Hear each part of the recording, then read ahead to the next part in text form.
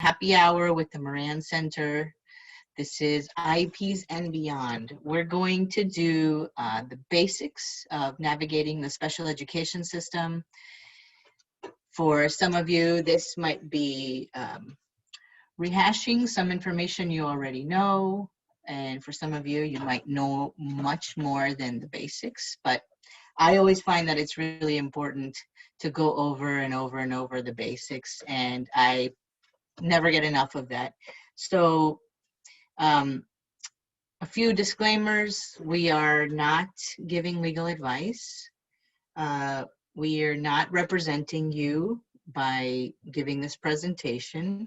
And we will be recording. So if you do not want to be recorded, feel free to turn off your camera. Feel free to not have your name, whatever it is that makes you feel comfortable, because we might share this presentation in the future and we want to make sure that you feel comfortable.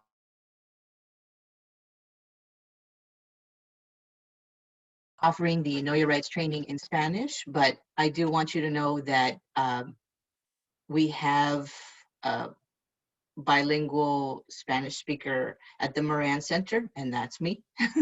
So when you call us, if you need any of this information in Spanish, feel free to ask for me, Luca, and we'll just get started.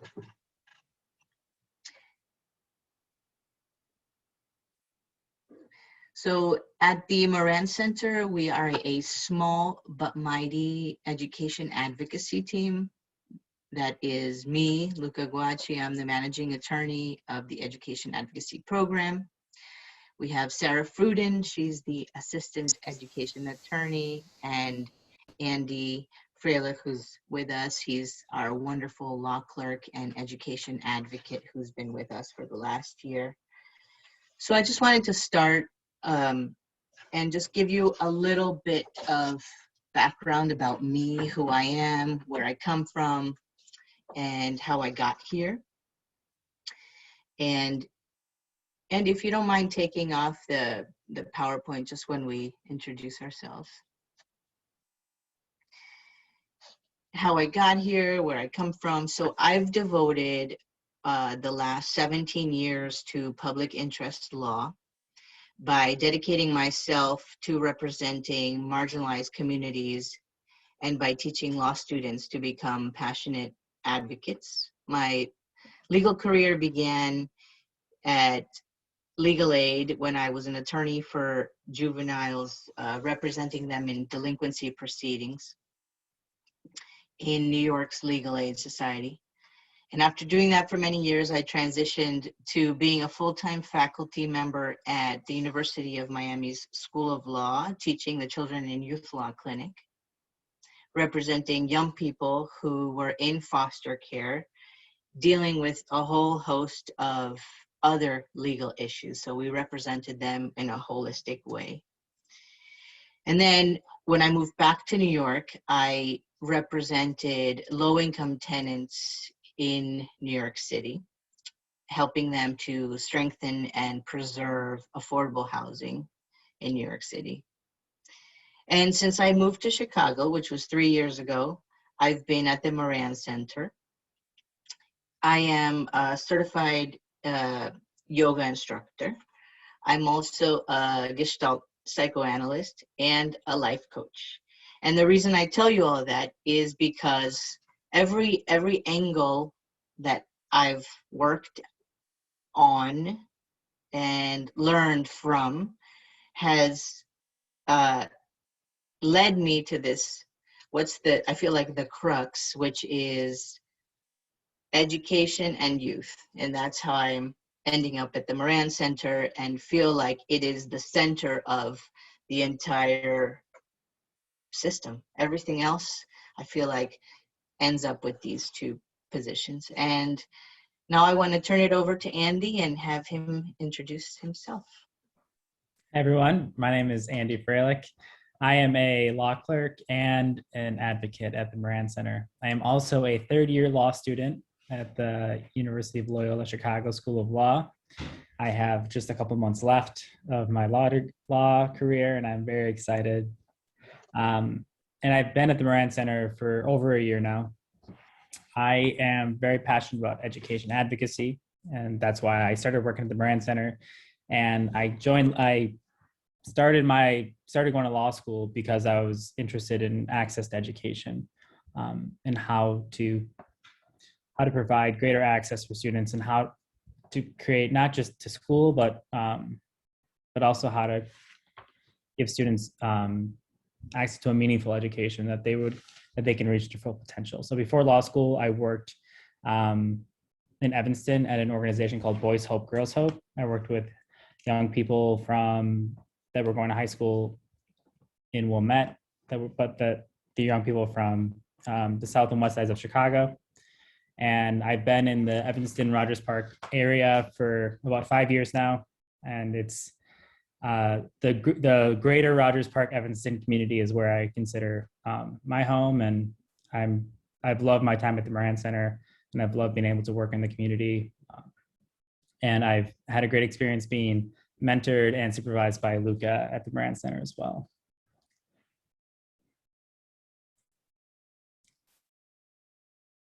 I'm going to share the screen again.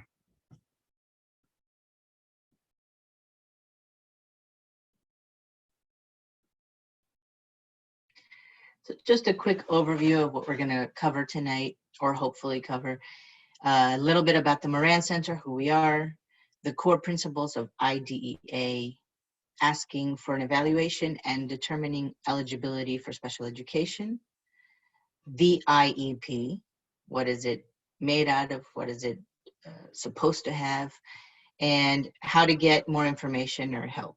And again, we'll do a little disclaimer that this is intended as a brief introduction to special education rights for parents, that we intend to have additional events in the future that will address different areas, and go more in depth through different parts of special education.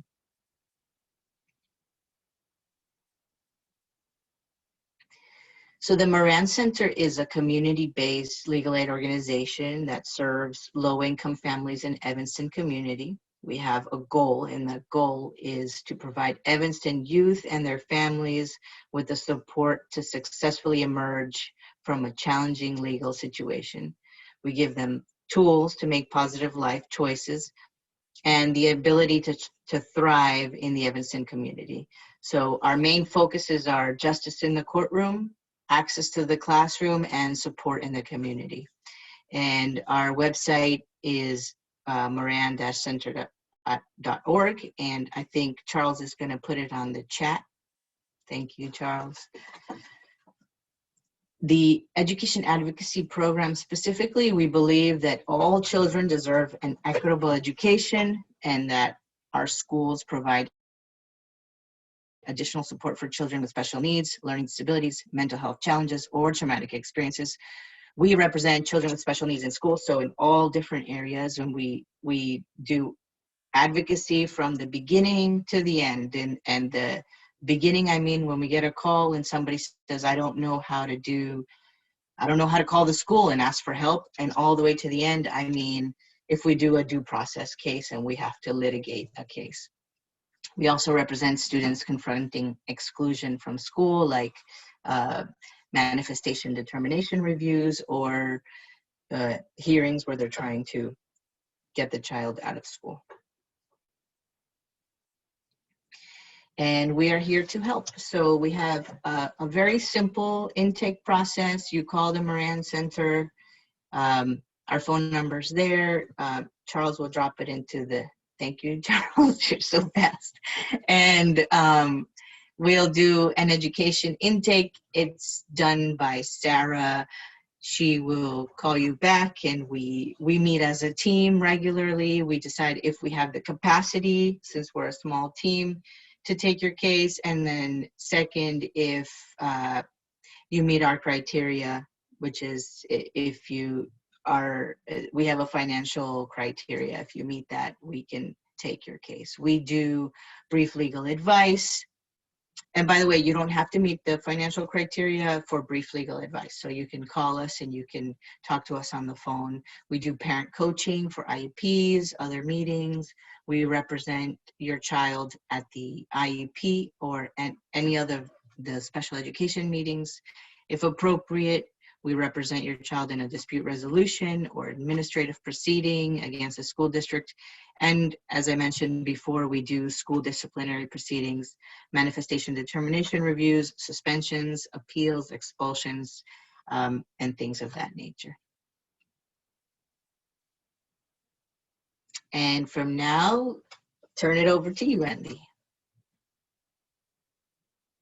Sorry, I had to figure out, it's hard to figure out where the mute button is when you're sharing screen.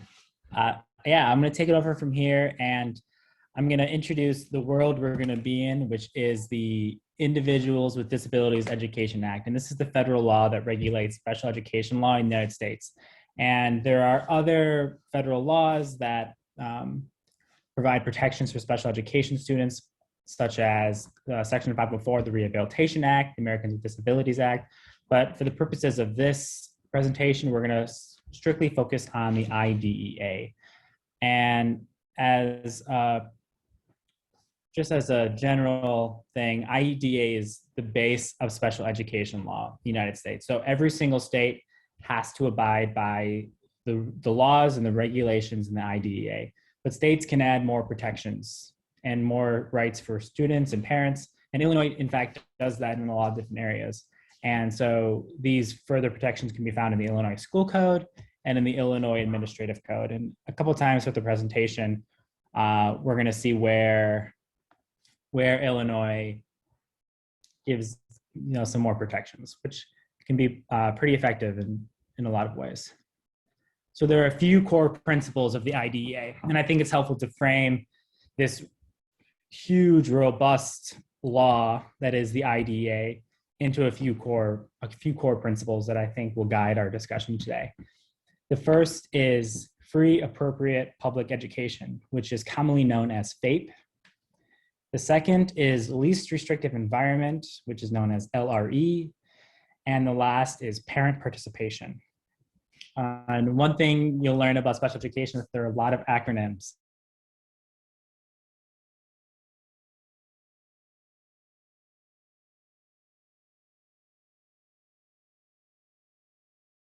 So the first one, appropriate public education, or FAPE. So the definition of FAPE is special education and related services provided at public expense, so by the school district, to meet the unique needs of the student. And as I said earlier, FAPE is the basic floor of opportunity, and states can provide greater protections and rights to special education students. And you also see that I bolded unique needs of the student. And that's going to be a common theme that I'm going to be talking about a lot throughout this presentation, is that the IDEA and FAPE is all about what are the unique needs of a student and how can we make an individualized IEP or individualized special education instruction, individualized services to meet those unique needs. So a few definitions. Special education is defined as specially designed instruction at no cost to the parent, again, to meet the unique needs of a child with a disability. Related services are those services that are necessary for the student to benefit from education. And then so defining another word that was in special education is specially designed instruction. So that's adapting as appropriate to the needs of the eligible child, the content, methodology, or delivery of instruction. So we're addressing unique needs and ensuring access to the general education curriculum. Again, everything, if your child is eligible for special education, their education, their instruction, the services they need to be individualized and adapted to what they need to make progress. And there's an important, we're only talking about one court case in this whole presentation, and that's because it's so important. And the case is commonly known as Andrew F. And this kind of bolstered and gave more definition to what it means, what it takes for a school district to provide a free, appropriate public education to a special education student.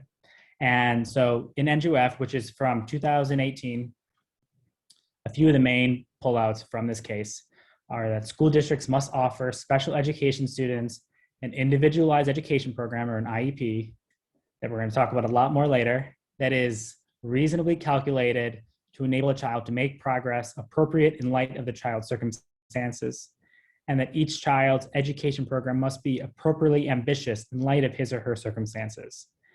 And then even more, every child should have the chance to meet challenging objectives. So before this case came out, the legal standard was that schools must offer just some educational benefit to a student with a disability or a special education student. But this court case, it takes it and gives it more, it really defines what it means to offer a free, appropriate public education. And that, so one, it must be reasonably calculated in light of the child's circumstances. So again, what are the child's unique needs? Where is the child? And that their education must be appropriately ambitious, and they must be able to meet challenging objectives. So it's not just some educational benefit, but they must have the chance to have this education that's ambitious and that's challenging, and it's going to allow them to make more than just some progress. So this was a really important case, and it's still a case that's being argued and defined further in the circuit courts, or in the appellate courts, but it is a big deal, and it's important for us to know that NJUF gives a lot more protection to special education students. And then I'm just going to briefly overview least restrictive environment right now, but I'm going to talk about it more later on in the presentation.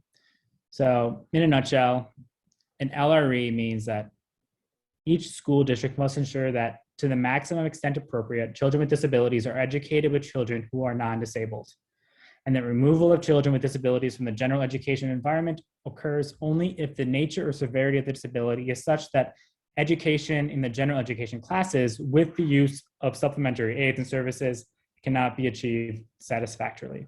So the whole purpose of LRE was, before the IDEA and before there were robust special education laws, a lot of times students with disabilities would be, they would be warehoused, or students with disabilities would be put in separate classrooms or areas of the school, or in even different schools. They didn't have the opportunity to be educated with non-disabled peers and to meet these challenging objectives, and to have this specialized instruction. So least restrictive environment ensures that students with disabilities aren't just being separated from students who are non-disabled. However, when we look at these two main principles that we've talked about so far, FAPE and LRE, FAPE is the first consideration, and it's primary. It's the primary obligation. So an LRE, while important, is secondary to the FAPE requirements. So that means first, the school must provide your student a FAPE, and that FAPE must be provided in the least restrictive environment. So where can your special education needs be most appropriately met? So what to do if you think your child may be eligible for special education. So now we're kind of starting at the beginning of the process. So if your child is not has never been evaluated or found eligible, the first thing you can do is you can ask the school to evaluate your child for special education and related services. This is step number one. And you do this through what's called a referral. So a referral is a written request for an initial evaluation to determine whether the child qualifies for special education and related services as a child with a disability under IDEA. A child cannot be found eligible as a special education student unless they are evaluated. And to get evaluated, there needs to be a referral. And a referral can happen in a few different ways. The first way is a child find screening. Child find is another one of these key components of the IDEA. And it's an affirmative obligation by school districts to identify students who have disabilities or require special education. So it could happen through a child find screening. More commonly though, as the parent, you can request, you can submit a referral, and you can request that your child is evaluated. Additionally, school personnel can make this request.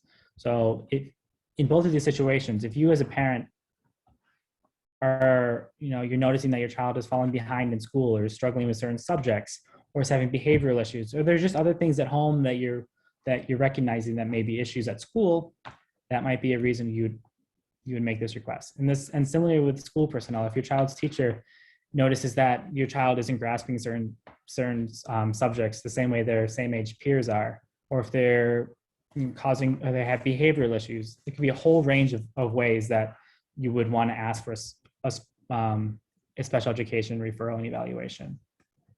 So step one, if you think your child might need special education or related services, the first step is the referral. And this must be a written request. So it has to be in writing. So you need to send a written request to your child's special education administrator at the school and or the principal, asking them to evaluate your child for special education. And just by asking doesn't automatically trigger this evaluation to start. The school has a process that they go through to determine if they think it's appropriate to evaluate your child. And so this is just a sample of written requests, and this is from parentcenterhub.org, which has a lot of great resources for parents in regards to special education. And I think Charles is going to drop this link into the chat for you as well. But just, it can be very simple. It's you address it to the special education administrator or the principal, and you ask, and you just say, I'm writing to request that my son or daughter be evaluated for special education services. And then just listing a few of things that you've observed, maybe things you've tried or the school has tried already, just to give them some direct examples of your child's issues at school. And that's it. And once the request is made, the school district so this starts a clock. And there's going to be a few different times when you as a parent do something or submit a request for something that starts a clock for the school. And this is in the IDEA. The schools have a lot of obligations. So the school district has up to 14 school days after they receive the parent's written request asking to have their child evaluated to decide if they want to evaluate your child. So then the school can either decide to evaluate or to not evaluate. So if they decide not to evaluate your child, they must provide written notice of their decision to you within 14 days and state the reasons why. And that this is a point too that, if you get to, this can seem like a really quick, like, dead end in the situation. Like, if you think your child needs to be evaluated and the school then says, no, we're not going to evaluate your child, that can be, it can be a situation where you can feel like there's no other options. So at this point, if this happens, call the Moran Center. We can, figure out what the issue is and figure out how we can assist you and assist your child. So this step is a great time to call us. And if the school denies your evaluation or delays your evaluation because they're saying, well, your child hasn't participated in any sort of like response intervention yet, such as RTI or MTSS, these are not reasons to delay or deny an evaluation.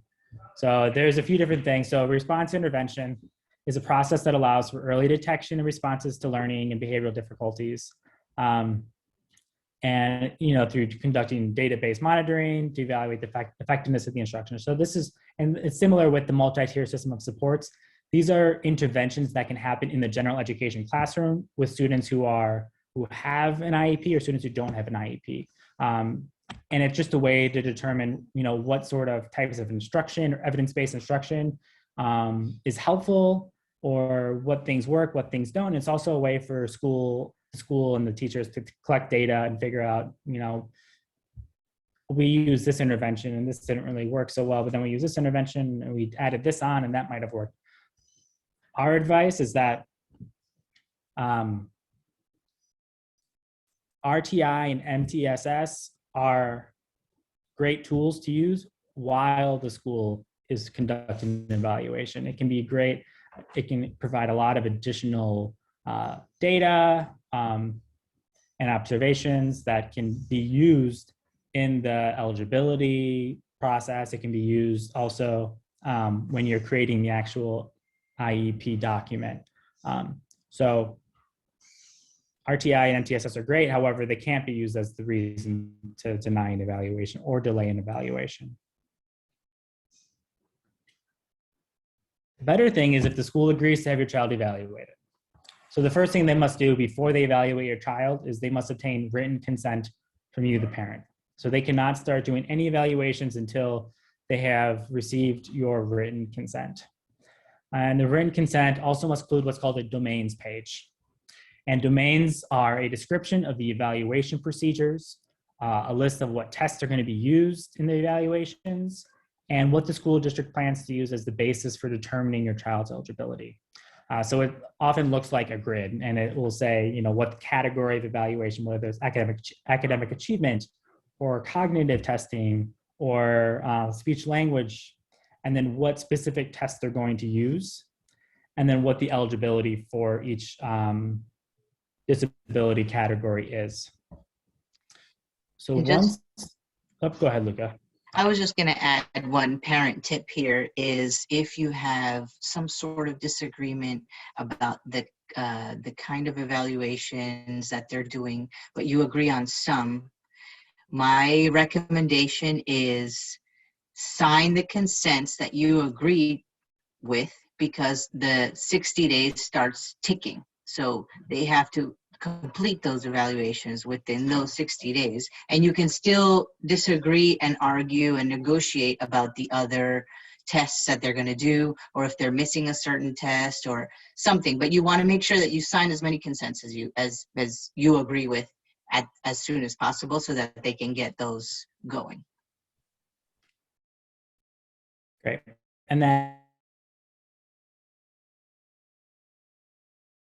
written consent, this starts another clock, another timer for the school district. So they have 60 days to conduct the evaluations, have an eligibility meeting to determine if your child is eligible for special education, and have an IEP meeting to create an IEP document for your child.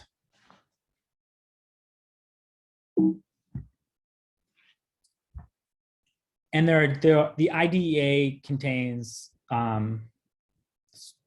specific disability categories that you can only qualify for special education if you are eligible under one of these specific categories. And some of the most common ones are autism, speech language impairment, a specific learning disability, other health impaired, also known as OHI. And one of the most common things that fall under other health impaired would be ADHD, emotional disturbance, or developmental delay. And this would be for children who are ages 3 to 9.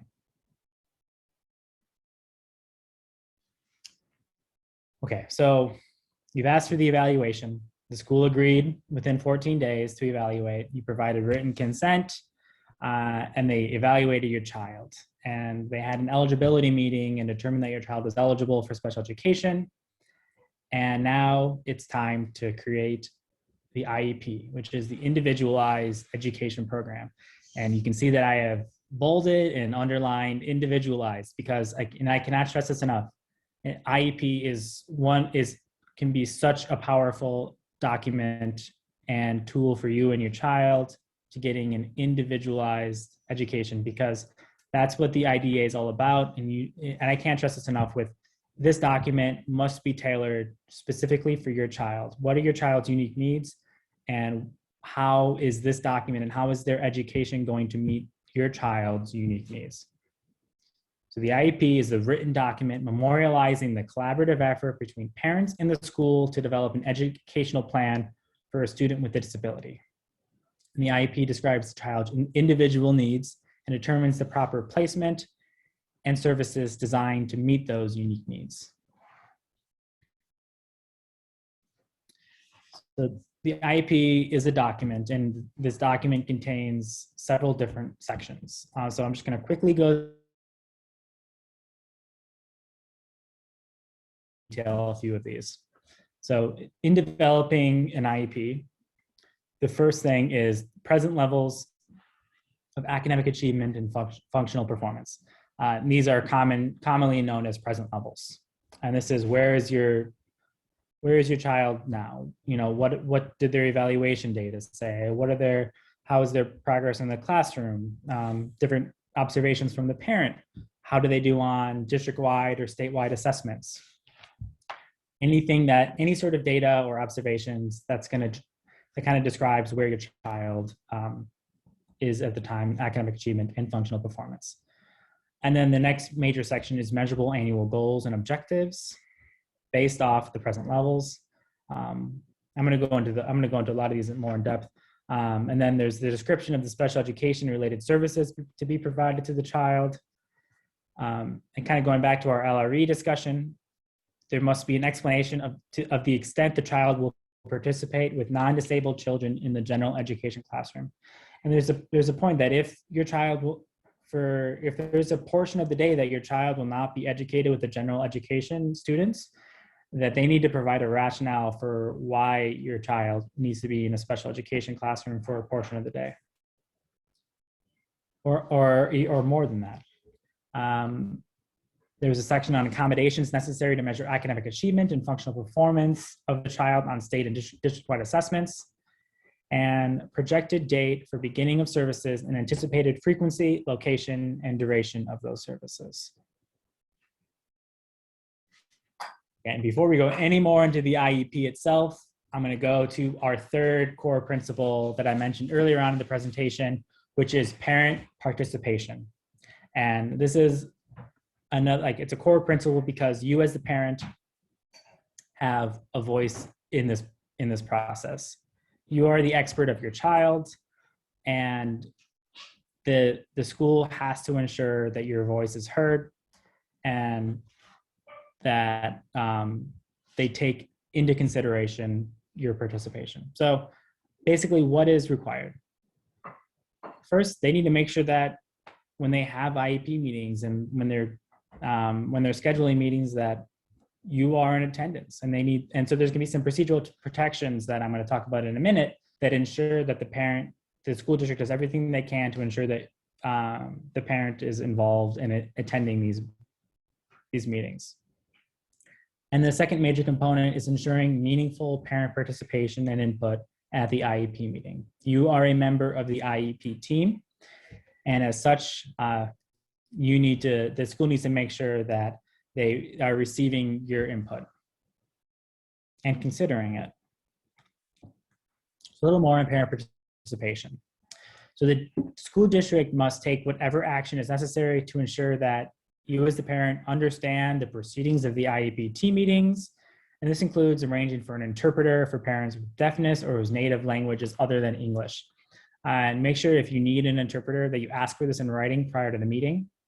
And there are new regulations that just came out that provide more protections and more guidance to districts on who this interpreter should be and what qualifications they should have.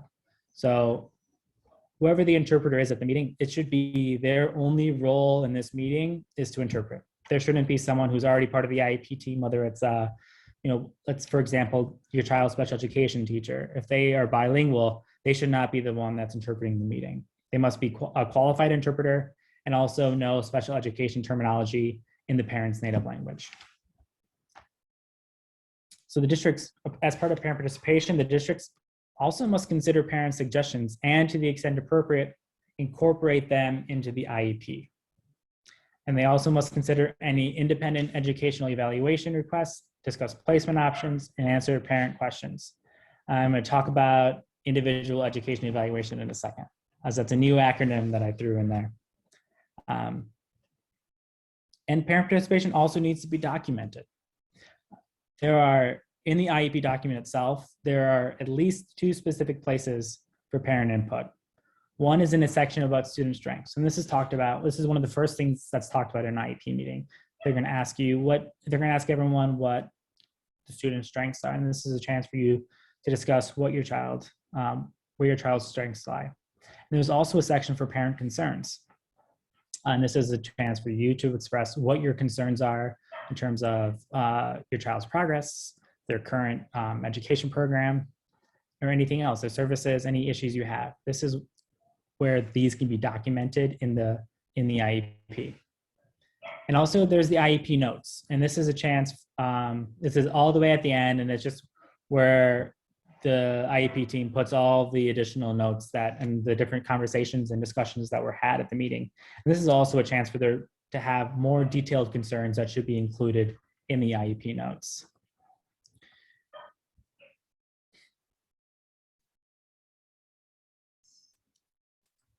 As promised, I'm going to quickly go over an independent educational evaluation, because this is another right that parents have. So parents have the right to an IEE, or an independent educational evaluation, paid for by the school district when the parent disagrees with an evaluation obtained by the district. So if the district, they agree to evaluate your child, and the evaluation comes back, and for some reason, it seems the evaluation of the child wasn't appropriate.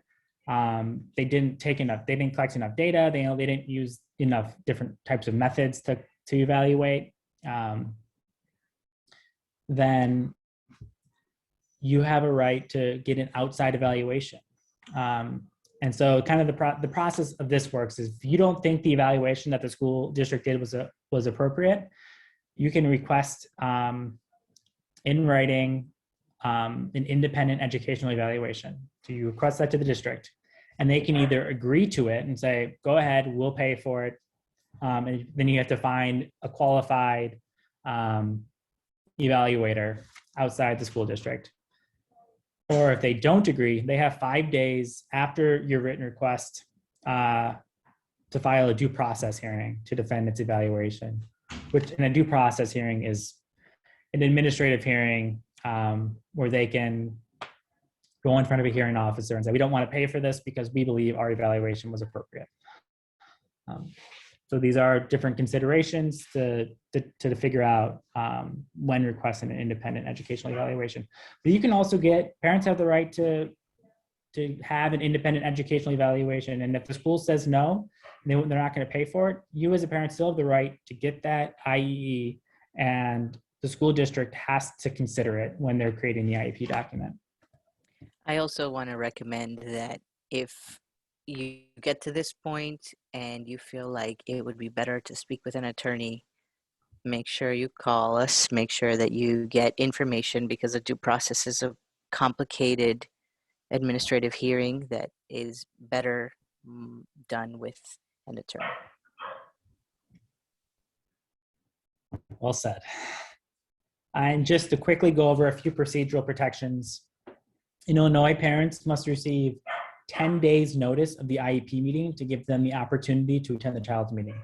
So when the IEP meeting is going to happen, the school needs to let you know and give you a procedural notice 10 days before. Every IEP document must be reviewed once a year, must be renewed annually. That doesn't mean it can't happen more than that. You as a parent have the right to request an IEP meeting at any time throughout the year. If you feel like the IEP, a few months in isn't working, if there are new issues that are arising with your child, you have the right to ask for an IEP meeting. But at a minimum, it must happen once a year. And that's when you go over and create new goals and update the progress and the present levels and figure out 1 year after, where is the child and what do they need for their individualized education program. And again, so you have initial evaluation. So you have to get evaluated before you're eligible for special education. But after that, a child must be reevaluated at least every 3 years. And it can happen more than that as well, depending on the needs of your child. And you have the right to written notice prior to any change in services or placement in the IEP, or if an evaluation request is denied, or if the district finds that your child is not eligible for an IEP. Any sort of denial or change of any service replacement or evaluation, the school has to send you written notice of the denial, the change, and why they have denied or changed something. I just wanted to add one thing. When you were talking about notes, the notes at the end of the IEP, I think it's also really important to read those notes after the IEP meeting and read them very carefully to make sure that everything that you wanted to say is in there. Everything that you said is in there. And if it's not, make sure that you email the school and let them know, email the district and let them know that's not actually what happened. Here's my version, or you can send them what you believe happened, and get that straightened up. That is a very important part of the IEP. Okay.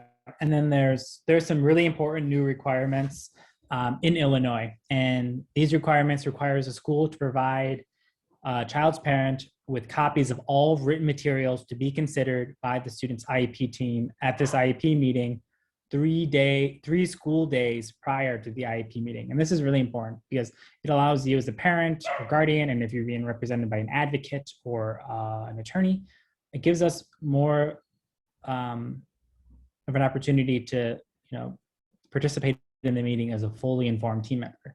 I mean, consider that the school team are the ones that create the draft documents, and they have all these records of what they're going to be considering. And so they're coming to the meeting with all this information. And if you don't have these draft documents or any of this data beforehand, it can be really hard for you to meaningfully participate. So I think this is a really great procedural protection that enhances parent participation a lot. And some of these records include any draft documents, so draft IEP, evaluations and collected data, or any IEP component, anything that's going to be considered by the school district, by the school IEP team in this meeting.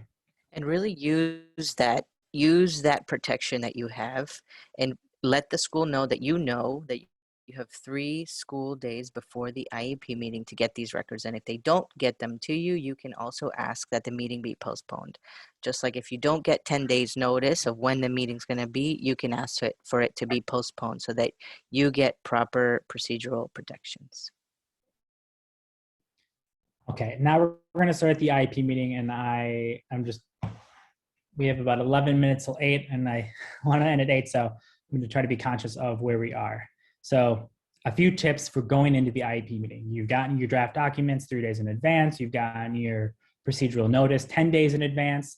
And just some notes, you're going into this meeting with, it's going to be a school team. There's going to be teachers and, administrators, psychologists, or other people that are going to be working with your child at the school. And it can be intimidating. Particularly when sometimes it feels like it's like this IEP team and all the school against the parent. But remember that you are a member of the IEP team and your voice must be taken seriously. So just a few tips that we would recommend, and something even like things that we do: take notes or bring someone with you that can take notes. If you are trying to express concerns that you don't think the school is going to be receptive to, or if you're making suggestions that you don't think the school is going to be receptive to, bring someone that can support your viewpoint. So for example, that could be if your child sees an outside therapist, your therapist can come to the meeting and support your viewpoint. It's just make sure you're giving the school notice that you're going to be bringing other people. And I'm an idealist when it comes to IEP meetings, at least at the beginning of the process. And I think an IEP meeting can be an incredibly collaborative and creative environment and process. I think that at its, my vision, I think the vision of an IEP meeting is that's what it is. So going in, be open to creative solutions in collaboration with the school team. I think at the end of the day, everyone is there because of your child. So it's important to embrace those things, but also ask questions. If there's anything you don't understand, there can be a lot of technical language or acronyms or different things. You are part of the meeting, and it is your right to know exactly what's going on at all times at the IEP meeting. So ask questions. Don't be afraid to stop someone if they're going too fast, or if you don't understand something, ask questions. It is your right, and they need to ensure that you understand everything. And at times IEP meetings can get tense, especially if there's disagreements. We'll encourage you to stay positive, polite, professional, but don't be afraid to disagree. Because as I said, you are a member of the team, and your voice is crucial. You are the expert of your child. So Andy, quickly, I'm gonna go ahead. I'm gonna suggest if anybody wants to stay on, we're gonna go a little bit past 8 o'clock because we started a little bit later, hoping that more people would join. So, uh, you know, I think it's important for you, Andy, to go a little bit more than 8. And if anybody needs to leave, feel free to hop off, and our feelings won't be hurt. Agreed. Uh, so there are certain people that must be at an IEP meeting. You, the parent, are a member. You must be there. Your child's general education teacher, a special education teacher, a school district representative, an individual who can discuss the evaluation. So this would be a school psychologist. Other individuals with special expertise. So this could be, depending on what services your child needs as part of their IEP. So if your child needs speech language services, then there needs to be a speech language pathologist at this IEP meeting. If your student needs occupational therapy, there must be an occupational therapist at the IEP meeting. If your child needs social work services, a school social worker needs to be at the meeting. But also you as the parent, as we discussed in the last slide, you can bring experts to the meeting. You can bring an outside therapist. You can bring, an attorney has knowledge or special expertise. You can bring an advocate to the meeting. And when appropriate, your child can also be in attendance. So the first major portion of the IEP that we're going to talk about, the document itself, are the present levels of academic achievement and functional performance. And the acronym is PLOP, but I haven't heard anyone that ever uses that. We just call it present levels.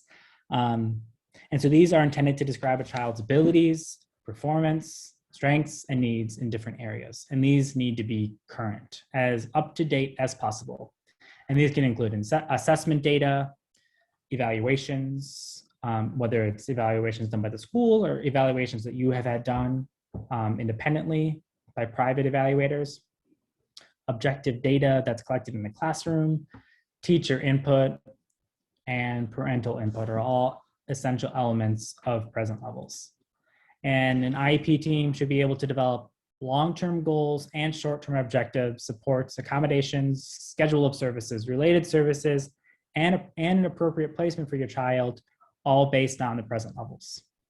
So this is where everything starts. The rest of the IEP document cannot be drafted unless there are accurate, data-driven, and comprehensive present levels. If you don't know where your child is, where the student is, in terms of academic achievement and functional performance, it's impossible to create appropriate goals or services or placement for the child. And again, back to parent participation, because it is so important. As a parent, you must be empowered at the IEP meetings to share your insight into what skills or deficits your child displays at home or in the community. Again, you are the expert of your child. So after present levels, then we talk about measurable goals and objectives. So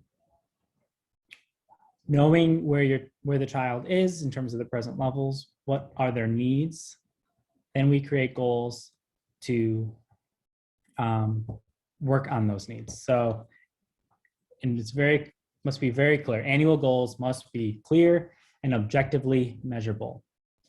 The description of annual goals should be specific enough to allow the district to determine whether the student made progress, and also clear about which specific skills will be required in order to achieve those goals. So there's an overarching goal, and then each goal should have short-term objectives. And these should also be measurable. And these are intermediate steps that will bridge the gap between the student's present levels of performance and then the outcome described in the annual goal. And they should focus on providing direction to the teachers or related service providers on how to accomplish the goal, provide benchmarks for measuring progress toward achieving the annual goal. And additionally, it should be noted in the goals and objectives how the teacher is going to track the progress. So no, so everything should be measurable, objective, and how are you as the parent going to be able to see what your child's progress is in 3 months from now, and what methods is the teacher going to be using to meet these goals. And IEP goals should be SMART goals, and that stands for specific, measurable, must use action words. They should be realistic and relevant. And again, but remember from NJRF, they should also be ambitious and challenging and timely. They should have, you should know when the goal is starting and when it should be achieved by. And typically with an annual IEP, the goal should all be, where is the student now? And this goal should be able to be achieved by the next IEP meeting. If it's achieved, 6 months, maybe the goal probably wasn't ambitious enough. And if it's not, then there needs to be recalibration of what that goal is.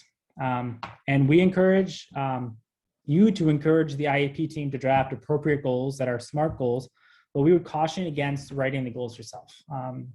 If you draft the goals, you have ownership of the goals, and this could definitely cause problems down the road if there's a need for any sort of dispute resolution or a due process hearing in the future. So I mentioned that you as a parent should be able to, ask your student's special education teacher, 3 months after the goals are written, what's the progress?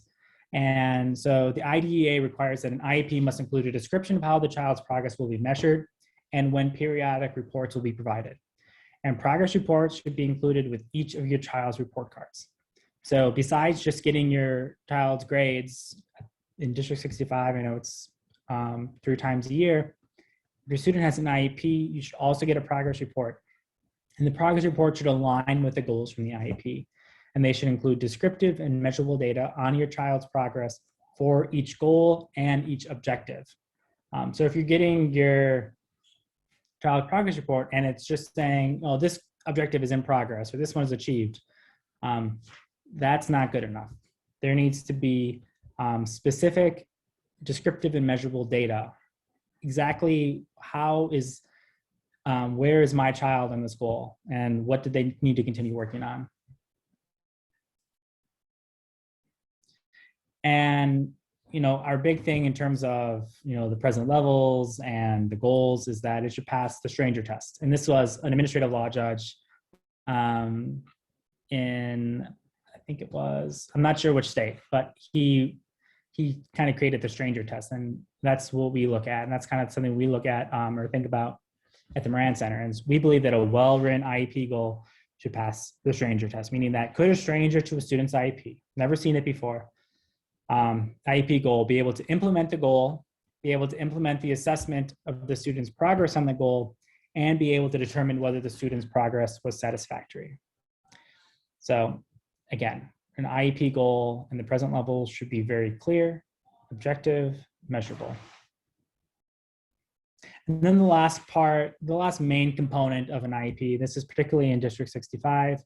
This is how they do their support services and environment. This is the 4 boxes that'll show you in the first quadrant on the left upper quadrant. It's the general education classes. So which classes and how many minutes a day is your child in each class? And then the letters, what's the educational environment? So if it's this student for math says B. So that means the general education classroom, that's where they're gonna be, but they're gonna have modifications to some of the coursework or assignments or supplementary aids and services. Below that is a special education setting. So this student has reading in a special education setting for 78 minutes a day. So they're out of the general education classroom. Now they're in a specifically special education classroom every day for reading and writing for this amount of time. And then in the upper right quadrant is the services. So this student receives speech language services, but they receive these services in the general education environment. This would be more of where they would be receiving these in their general education classroom. And then below that would be services in special education environment. And the student doesn't have any in that, but that would be, you'd be pulled out to, if you have occupational therapy, for example, for 20 minutes a week, that would be listed here, and you would be pulled out of your classroom, and you would have once a week, let's say on Wednesdays, you'd go and do occupational therapy. And that would be listed under this section.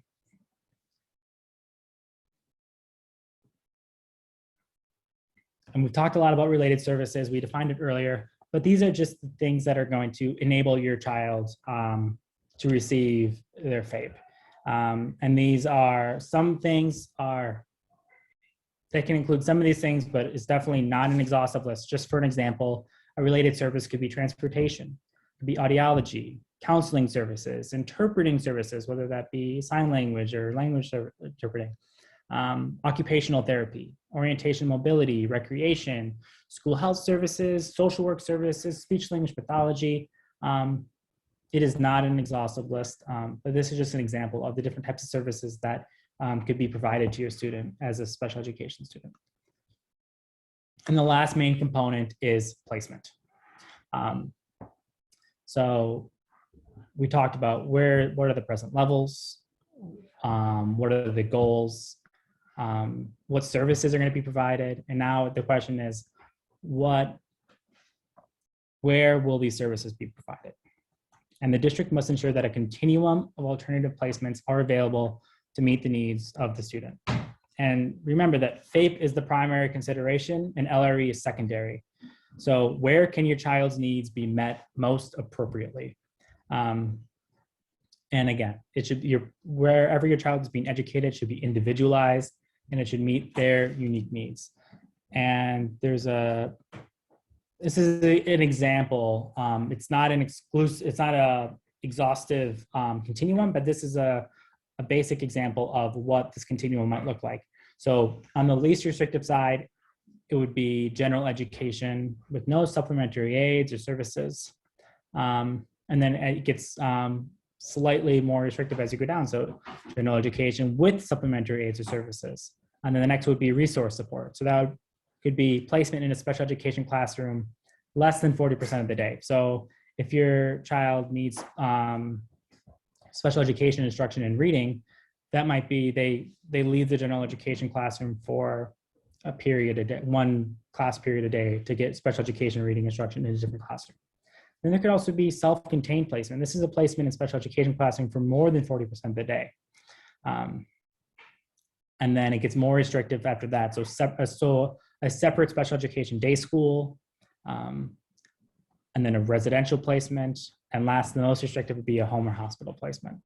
So that just gives you an example of the placement continuum. And the school district must go through these and determine which one is the most appropriate for the unique needs of your child, so they can get a FAPE in their least restrictive environment.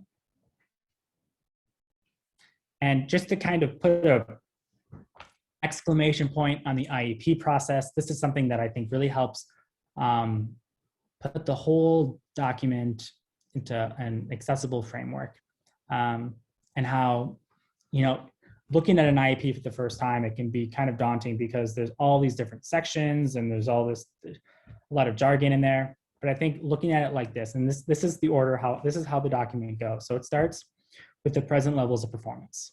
And those present levels of performance should inform what the annual goals and objectives are. The annual goals and objectives should then inform what the services are that your child will receive.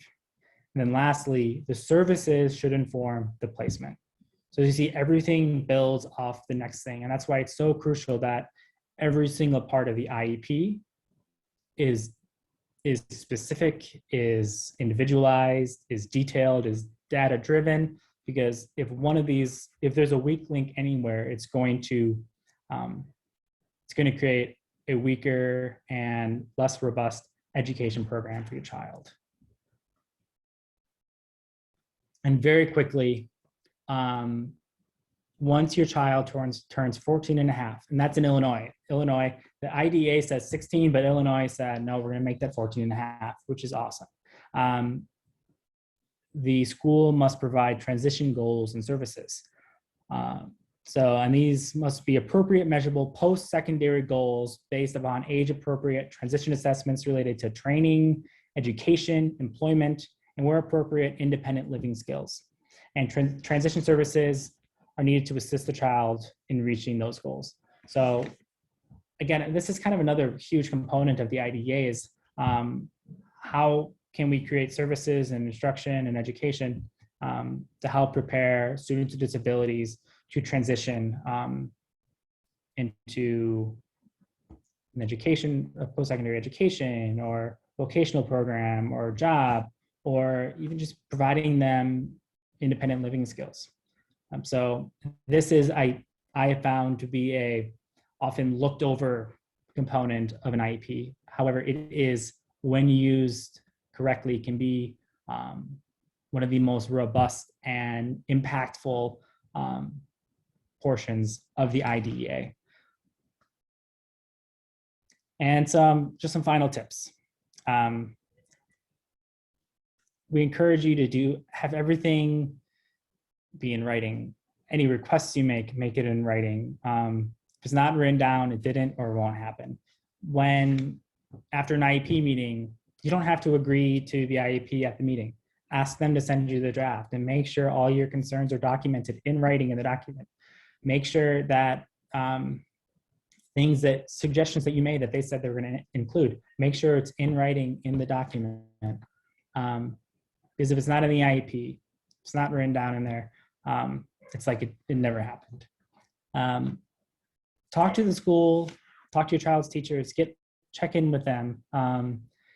It can provide a lot of help when you're looking at what progress is made. And as part of that too, keep track of your child's progress, document things, document conversations you had with teachers, keep track of assignments and tests and different things that all can be really helpful in helping you meaningfully participate in the IEP process. And I'll also add that CASE has a great tracking device that they have on their website, and it's the remote learning data collection.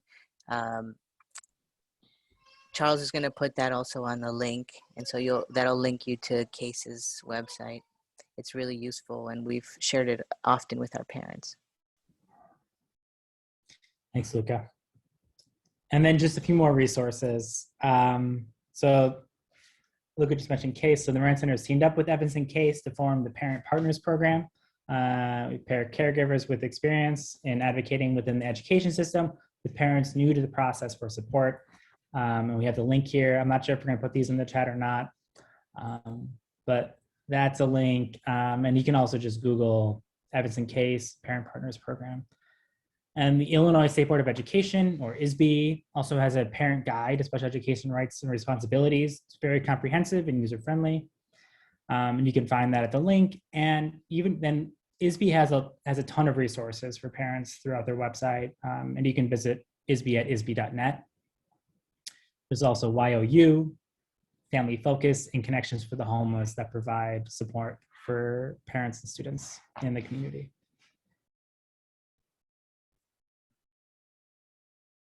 And I'm going to turn it back over to Luca.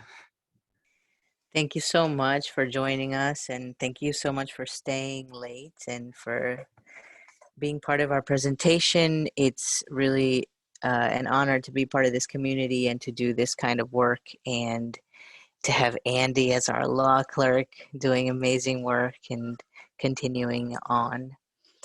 So thank you, and we'll have more presentations in the future. You can always also visit our website at moran-center.org, and you can always call us at any time.